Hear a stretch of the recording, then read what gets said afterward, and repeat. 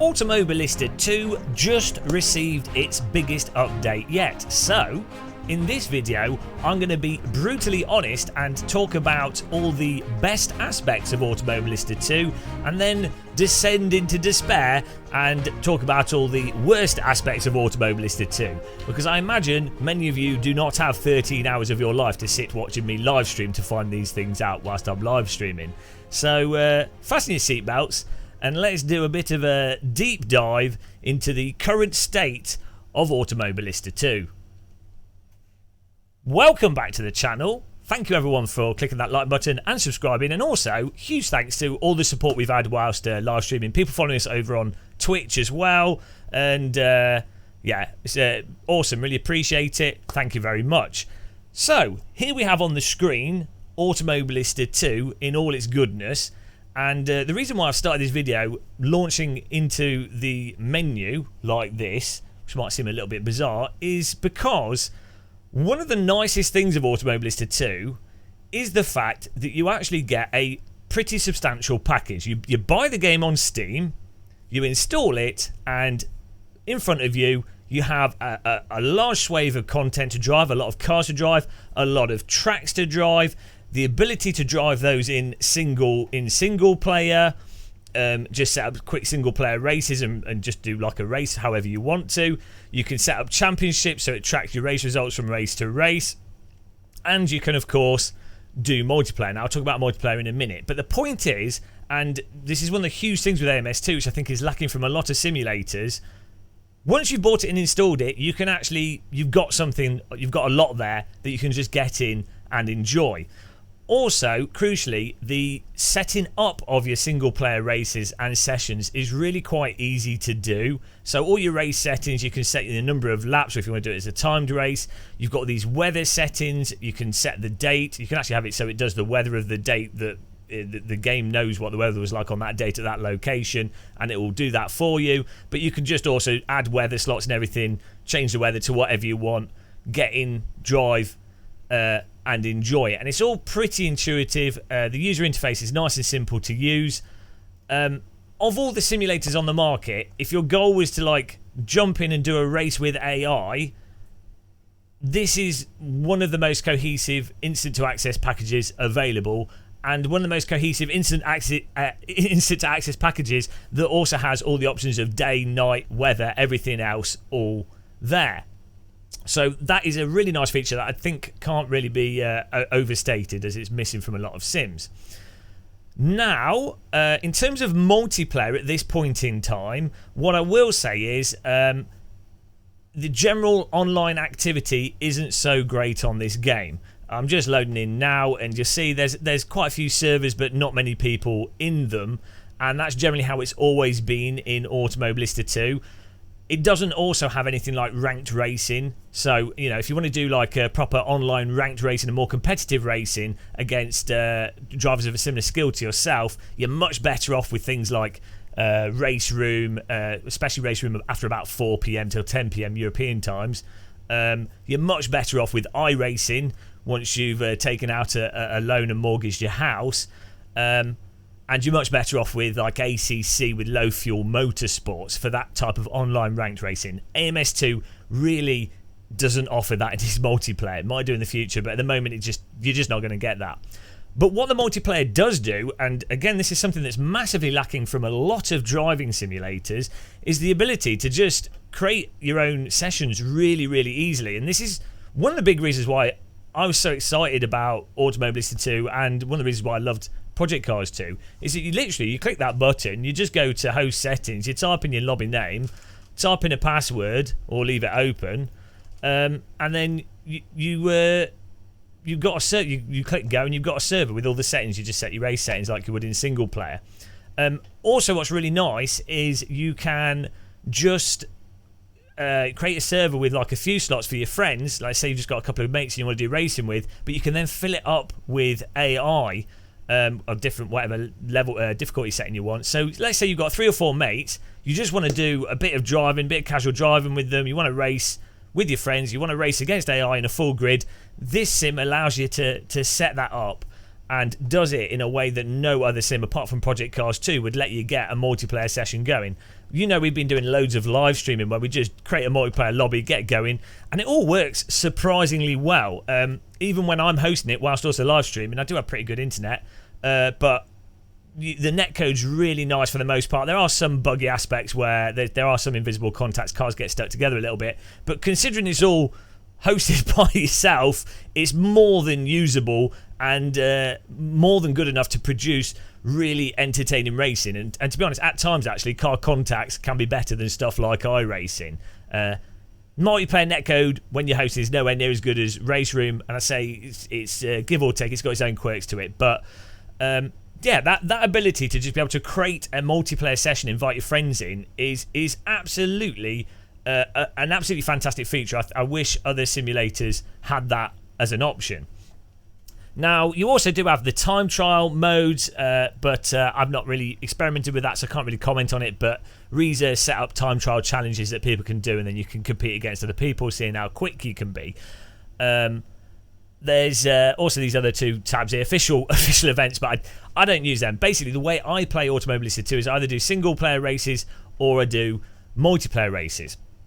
Now, outside of those structural aspects that I think AMS2 absolutely nails, it's now time to talk a little bit about the handling and the physics of AMS2 and the nature of the content. Before I actually talk about the nature of the content and the handling, here's an example of all the cars you've got at this point in time. I do have the full version of AMS2, so I've got everything that's available, but you've got like go-karts, stock cars, road cars, prototypes, Porsche Cup cars, GT3, DTM, 90s DTM. You know, you've got a huge range. You've got vintage cars, huge range of vehicles there. So you can't really complain about the variability of the content in terms of the amount of different content available to you. And rather nicely actually with MS2, there's a lot of cars and content there that you might not find in other simulators. Also with tracks in AMS2, and I think this is a really interesting point, is it has loads of tracks that you just don't get in other sims. A lot of Brazilian tracks, South American tracks, and that's fantastic to have content again. And the track quality is really nice, but to have that content that you just don't have in any of the sims, I think that adds a lot of value to a simulator because you're getting stuff that's just not available anywhere else. Let's get on the track here and start driving so we can talk about the handling. And I'm picking the GT3 cars specifically for a specific reason, to be specific. So let's start this off and look how quick this loads. I've just got the GT3 selected there. It's remembered my settings from the previous time that I set this up. If you do online sessions as well, it'll remember all your settings from the previous time, so you don't have to click through everything over and over again. You just click go and most of your settings are the same. AMS2 loads really nice and quick, so you can get into a race straight away. So if you don't want to fiddle around too much, you just want to get in and drive, you're not going to die of old age, and you don't need a super beast, super monster power computer to run AMS2. We'll talk about the graphics in a second as well, though. But let's just go driving here. It's a quali session, and we'll do a lap, and then we'll skip the session ahead. I'm being held in my pit box here. So, well, let's talk about the graphics actually. Now, so as you can see, I mean, this looks absolutely gorgeous. I mean, you are watching from behind me on my Sony a6000 camera running at 1080p 60 Hz. Unfortunately, I don't have the budget for a 4K camera to film my monitors. But believe me, this looks absolutely amazing. I'm playing on 3 4K LG OLED C1 monitors. They're running at 2560 by 1440 each. So that's 7680 by 1440 resolution. Using NVIDIA G-Sync, and I lock the frame rate to 109 FPS. My God, this game is easily the best looking game, especially in terms of graphical fidelity to frame rate, to frame rate and frame timing and everything. Once you lock the frame rate and set that up properly, it's utterly smooth, and you have really nice grass, which is really important, really nice track details. But what AMS2 absolutely nails is the actual overall sort of lighting as the sun rises, sunsets. When we go to the race, you'll see that because I've started the race off in the morning with time acceleration. But it just, AMS2 just looks absolutely phenomenal. Also, you have all the weather effects. You've got rain and fog that comes in, and it does all that whilst running at a really good frame rate. It is a little bit more demanding when you've got a lot of rain and stuff going on, but of the simulators, it is easily the best looking whilst running well, which is why it's such a good simulator to either use with insane triple screen setups or also to play with a VR headset. If you've got a VR headset, AMS2 is a sim to buy, basically. Like, you'd be stupid not to have AMS2 to just experience with a VR headset. It's so immersive with the graphics and that ease of use. It's phenomenal. Part of that is obviously Madness Engine, following on from the Project Cars 2 heritage, but Reza have actually optimised it a little bit. They got rid of some of the superfluous, like, super 3D trees that you'd had in Project Cars 2 with the giant leaves on them, which in a sense you could go, well, that makes it look worse, but actually makes it run better. There's a whole bunch of optimisations that Reza have done as well. So it looks great in VR, top notch. We've been positive, too positive. Now, handling. so the reason I picked GT3 cars for this little video is that when we were doing our live stream, our 13 hours, I think we spent 9 hours in AMS2 since this update came out. Like, the moment the update launched, we just live streamed it. I have no life. But from that, we drove about 15 different cars, and the conclusion is that of all the vehicles we drove, the best handling, or the cars that seemed the most natural to me, were the GT3 cars. Pretty much all the GT3 cars we drove. Mostly this Mercedes is really nice. The McLaren, the Porsche, they behave as you would expect GT3 cars to behave. You know, they're very pokey, very peaky, very grippy. You've got ABS, you've got traction control, and actually a good tip I'd recommend is AMS2. The traction control is overly aggressive, so I'd turn the traction control right down because you'll lose a lot of time having too much TC on. Unless it's raining, turn the TC up. But yeah, what I found, the GT3 cars in particular are very much on par with what you expect with GT3 cars in other simulators. You do have aspects of AMS2 there, but not negative aspects of AMS2's or Madness Engine handling. If anything, the physics of AMS2 and how these GT3 cars have been set up go together really well, because you have quite peaky, responsive, pokey cars that have a tendency to, you know, you've got that grip and then it slips a bit and then the grip comes back, very much like a GT3 thing. But you have a lot in AMS2. You have a lot, and I mean a lot, of controllable slip, which in some ways is actually a really positive thing. A lot of simulators really artificially, or comes across to me as really artificially no control once you sort of go over the limit, or once cars really get onto the limit. A lot of sims just go absolutely mental. iRacing is particularly egregious for this. When you're really pushing the cars, you make a slight mistake and slide a bit. In iRacing, the tyres just keep sliding, and it takes like so long for the grip to come back, or controllable grip to come back. Whereas in AMS2, with its GT3 cars, you can push a bit too hard into a corner, you'll slide a bit. It might not be the fastest way, but you can manipulate that and play with it, and it's actually really quite satisfying. With the GT3 cars, you might be noticing a pattern here. So yeah, if you're a particular fan of GT3, you want that jump-in racing, those other features are saying, AMS2 now is absolutely fantastic for that. Look at this AI putting up a bit of a... This is just qualifying, the AI's fighting us. Calm down, mateys. Also, with the GT3 cars, the force feedback as well is really quite nice and communicative. I'm using a Fanatec podium wheel, I know, fancy bugger, with the Formula rim here, but the default force feedback profile, the default force feedback profile in AMS2 now gives you perfectly detailed force feedback. I mean, the force feedback detail with the GT3 cars, but in general, the force feedback detail in AMS2 is great. Like, you can feel what the car's doing. You can feel when you've got grip from how much resistance there is, and then the grip fall off when you're going over the limit. You've got a nice little bit of vibration and bumps for the track texture and the suspension compression. When you get on the brake, you can feel a sort of loading of the suspension, which gives you a little bit of braking feel.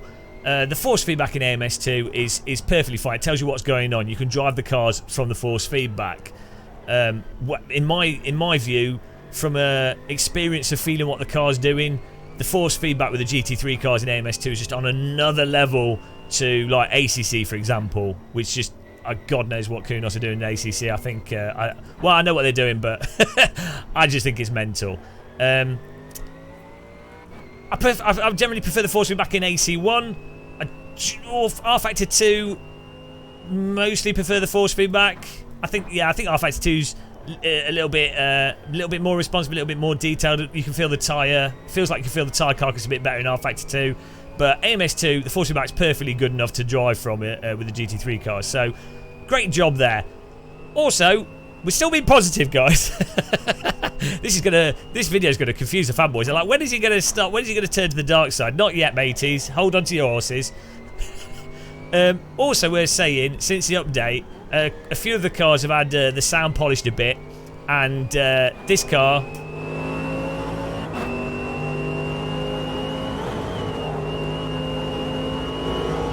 You know, it sounds perfectly fine to me. Really nice. You can hear what the car's doing. You can hear what RPM you're in, and it's not obnoxious.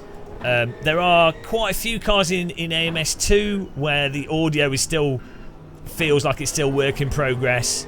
You know, it's still they've not really dialed it in. It kind of feels like placeholder audio, but. Most of the GT3 cars and more cars now in AMS2, you load them up and the sound's not obnoxious. I will say the external audio of other vehicles, when you're parked at the track's fine, but when you're driving, there's a weird sort of quality to other cars that can make it hard to set the volume level. Like, you want to turn the volume level up of the other cars, but then they kind of sound too loud when there's a lot of them, and it kind of drowns your car out. Like, the tone and the audio balancing separate to volume level is a bit weird, I find, in AMS2 with other vehicles. It's fine though, it's not really a problem, but I think that's something that they need to still dial in more. I just turned down the opponent volume now, just that makes it fine. But yeah, the GT3 cars, most of them sound pretty decent, perfectly fine. So, there's probably more positives there. There are probably more positives to go, but let's end the let's skip to the I was just cruising there. We need to put the AI on a harder setting. Let's skip the session, return to pit box, skip to the end, and we'll go to a race session here. Now this should have the time acceleration on, and we should, there we go, we're starting in dusk. Hopefully you guys can see clearly with me filming my monitors. I'm going to pull over here. We've got, because we qualified at front, we'll let the AI go past. But look at this, absolutely fantastic lighting here. Also, we're saying AMS2 has a really nice. Oh, that looks fantastic. Look at that. We've dropped like 15-20 FPS though there, despite having a full grid of cars with the headlights on and fog and date. Amazing. AMS2 also has a really nice dynamic track now, and they've improved the dynamic track with the last update, with dirt being able to be brought on the track, and you can visually see where the groove is on the track. The rubbered line is more clear, and that's actually quite helpful for braking. If you're new to a track, you can see, well, where's it rubbered in? Okay, that's where the brake point's likely to be. Little trick there. But the whole sort of dynamic aspect of the track is really fantastically done in AMS2. Right. Get ready. I should have like Darth Vader music. Those flames look great. Negatives. That's at least, how many minutes? I can't see. 19 minutes of positivity, guys. That's a world record for any normal British person. That's like sunny day positivity. Negativity for AMS2. Right, here we go. So, the biggest negative for AMS2 for me at this point in time is that outside of the GT3 cars, most of the content the front end of the vehicle and the handling of the vehicles is so slidey and imprecise. It's insane. It's absolutely bonkers. So most of the cars in AMS2, not the GT3 cars in particular, but most of the cars, it's kind of like driving a bit of a shopping trolley with a wheel in the centre of the car, with the steering being achieved almost entirely with the brake and the accelerator pedal, with the steering wheel almost being ignored and with the mass of the vehicle almost being ignored. Now, personally, I love to actually drive on the brake and the accelerator. It's my... I think that's how you drive cars. Like, you really want to manipulate, use the steering wheel to twiddle the car a little bit, but you're mostly driving on the brake and the accelerator to actually get the speed and balance of the vehicle. So it's actually how I like to drive, and there are aspects of it that can be quite fun, just absolutely slamming it through corners and wellying them out. But the front end just really, in a lot of the cars in AMS2, just feels so disconnected from the road surface that often it feels like you just can't get that precision out of it. It also often feels like the grip levels are really, really, really low on the track. Again, not GT3 cars, but most of the cars in the sim, it's as if the grip levels are half of what you would generally think they should be. So, for example, the Caterham 7, it's like you're driving in wet conditions, or it's like you're driving on absolutely worn-out tyres, even when you've set the track to fully gripped and you know, everything's warmed up and everything. And you get that a lot with a lot of the cars. It's as if the grip levels are just super, super, super low, which again then makes it removes that kind of snappiness and response to it. Now, anyone that wants to, like, you might enjoy that, and that slippy dust does mean you can, like, play with the vehicles. It's literally like having one of those cars with a trolley on it, with the skid trolley. So, you know, if you want to have that sort of skid pan driving experience, you might really enjoy that. It does mean you can be very slow on your throttle application and brake application and sort of really slide the vehicles about. So I can see the appeal there. But with the Caterham 7, for example, if you want to really a contrast, if you've got R Factor 2, I highly recommend jumping into that Caterham 7, which I think is free content in R Factor 2. You can jump into that Caterham 7 Super Light and then jump into the AMS2 Super Light, and you'll see what I mean. It's like the R Factor 2 one just comes across as still very slidey, still very Caterham-y like, but a lot more bitey, a lot more pointy, and in my mind, Caterham 7s are quite slidey vehicles. They're quite active vehicles, you know, they're a bit mental in reality, but they're also, if driven properly, also quite precise and pointy in a sense. They're kind of like a contradiction vehicle. But another example is if you drive like the 90s DTM cars in this, really fun to drive, but the front just doesn't really want to bite in on the brakes particularly until the back swings out. It's like you can't really, it feels like you can't use the weight of the vehicle so much. Drive the 90s DTM cars in Race Room, the original Assetto Corsa. Absolutely, you're really driving them using the mass and weight of the vehicle as much as you are the steering, the accelerator and the brake. AMS2, you're driving those cars by, like, it feels like you're driving them by popping the rear out on the brake and the accelerator rather than balancing them and nicely manipulating them.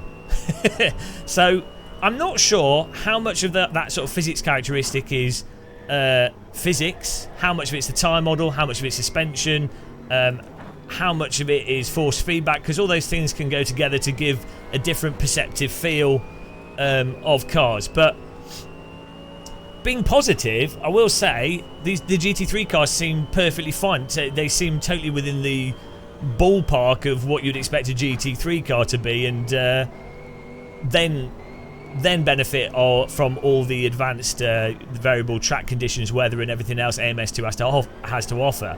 Because at the end of the day,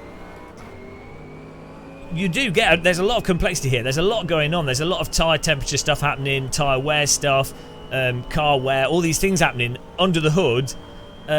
So once a car drives nicely and purchases the road, well then you can enjoy those components. But if a car is like in perfect conditions, weirdly imprecise, weirdly sloppy, and weirdly low grip, and to me it comes across like the tyres are just absolutely mental in a lot of the vehicles.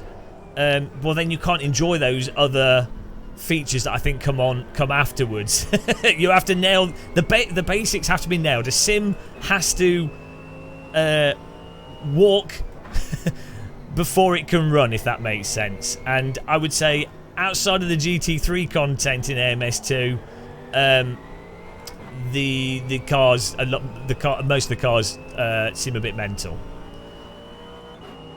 So I think that really is the real negative of AMS2. It's still in a point now where it's got a lot of content, a lot of cars there, but you really can't know as a user what's polished and what isn't. Like, the audio might be a bit rubbish on them, and the handling might be totally mental. And I actually think it would have been a lot better for AMS2 in many ways to have only put stuff in the sim that's absolutely spot on. Now, I know from a development perspective that's not often viable, it's not quite that simple, but I think from a player's perspective, what you want with a sim is you want to be able to jump into it, and you want to know, you just want it to work, and for it to be very consistent. So as a really good example, and you guys know I'm not really a fan of the handling and force feedback of ACC. I don't enjoy it. I'm not saying what's realistic or not, I just don't enjoy how ACC plays. But the fact of the matter is, it's all very consistent, and it all, you know, the audio quality, everything there is of a certain level. It's all very coherent. Whereas, you jump in any car in ACC, it's all going to be of the same quality level. Whereas in AMS2, jump into the GT3s, it's like, wow, this is great quality. Jump into other cars, it's like, what on earth am I driving? So that is still a big problem with AMS2. Despite this update being addressing a lot of things, probably addressing a lot of underlying issues, the content quality of the cars is still very much all over the place. So, you know, so the current state of AMS2 is it's a rather interesting one, and it's like, so I did a video ages ago saying how now is the time to buy AMS2, and I still stick with that. I think AMS2 is a sim that you should own, and I think whether or not you would enjoy it, or it's going to be a good sim for you to own personally, and whether or not you'll enjoy it, it's going to depend on like a multitude of factors of, you know, how experienced of a sim racer you are, what type of multiplayer you're looking for, are you looking for specific tracks, it's, you know, like if you want to drive Brazilian cars and Brazilian tracks, well, there's no real other option, and you're going to absolutely love some of the content that's in here. Actually, the stock cars were quite fun to drive, and a little bit, in some ways, a little bit more bitey than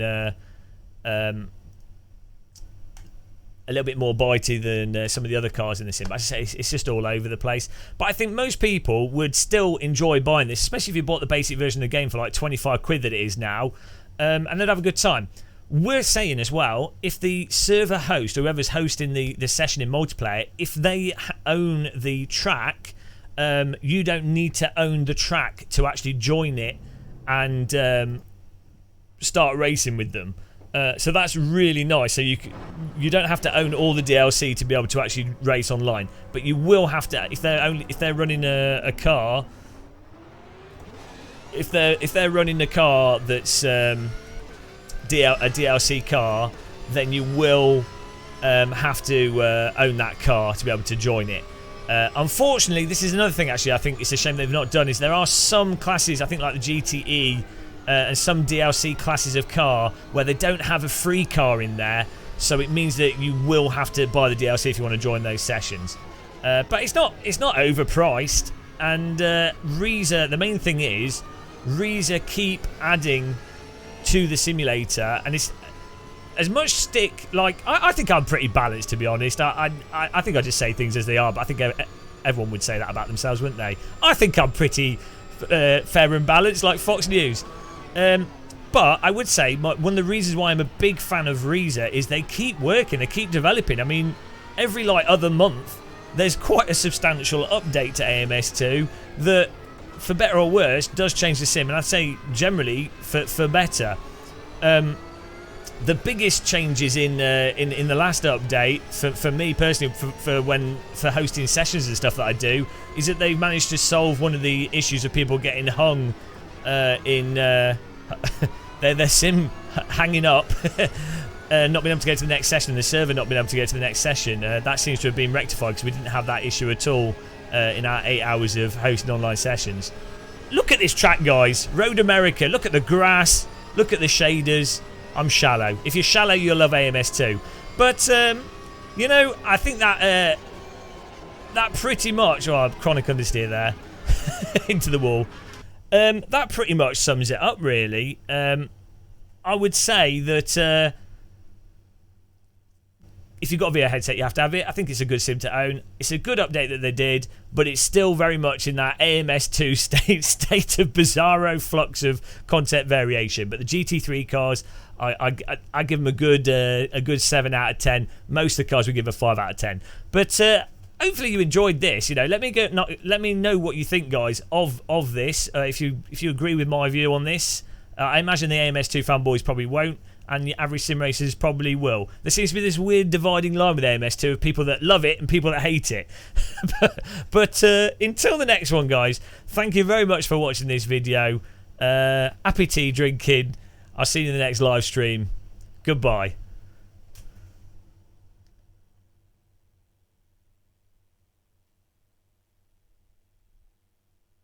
That's a smooth ending, that. Goodbye, guys.